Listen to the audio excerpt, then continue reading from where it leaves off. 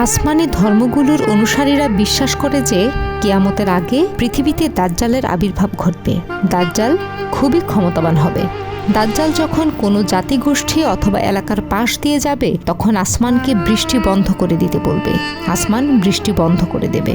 জমিনকে শস্য ফলাতে উৎপাদন স্থগিত করে রাখতে বলবে। জমিন শস্য উৎপাদন স্থগিত রাখবে। মানুষের পালিত জন্তুগুলো ক্ষুধার তাড়নায় অস্থির হয়ে দিক বিদিক ছোটাছুটি করবে।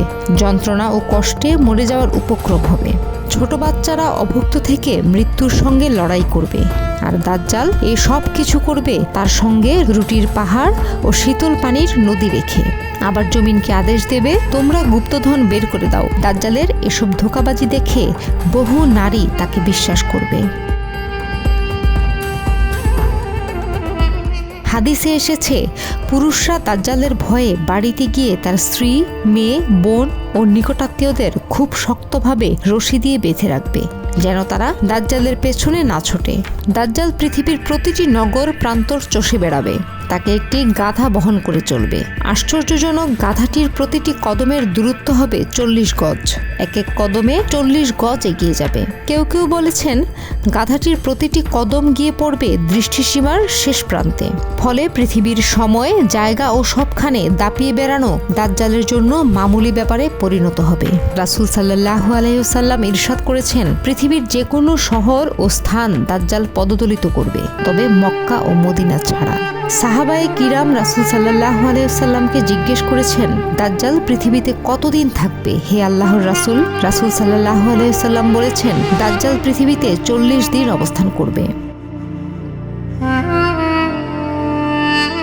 দাজ্জালের অবস্থানকৃত 40 দিন যদি স্বাভাবিক নিয়মের 40 দিন হতো তাহলে তত অসুবিধা হতো না। তার প্রতিটি দিন কেমন হবে এ ব্যাপারে রাসূল সাল্লাল্লাহু আলাইহি ওয়াসাল্লাম ইরশাদ করেন, তখন একদিন হবে 1 বছরের মতো, অর্থাৎ সূর্যোদয় ও সূর্যাস্ত পর্যন্ত সময় হবে 360 দিন সমপরিমাণ। সাহাবায়ে কিরাম রাসূল সাল্লাল্লাহু আলাইহি ওয়াসাল্লামকে জিজ্ঞেস করলেন, তখন আমরা কিভাবে নামাজ পড়বো হে আল্লাহর রাসূল?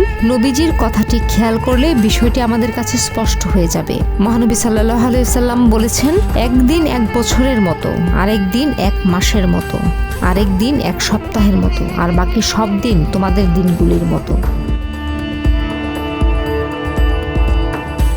পৃথিবীর সমাপ্তি লগ্নে এসে দাজ্জাল নিজেকে খোদা বলে দাবি করবে।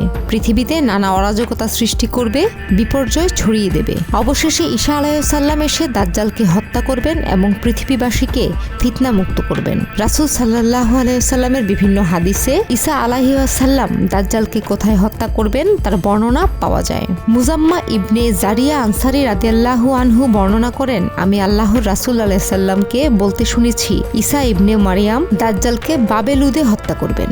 বিভিন্ন হাদিসের বর্ণনায় বাবে লুদ বা লুদের ফটক কথাটি এসেছে। লুদ বর্তমান ইসরায়েল অধিকৃত ঐতিহাসিক ফিলিস্তিন ভূখণ্ডের একটি ছোট শহর, যা তেল আবিব থেকে 15 কিলোমিটার দক্ষিণ পূর্বে অবস্থিত। ইসরায়েলের প্রধান বিমানবন্দর বেন গুরিয়ান বিমানবন্দর এই শহরটির কাছেই অবস্থিত।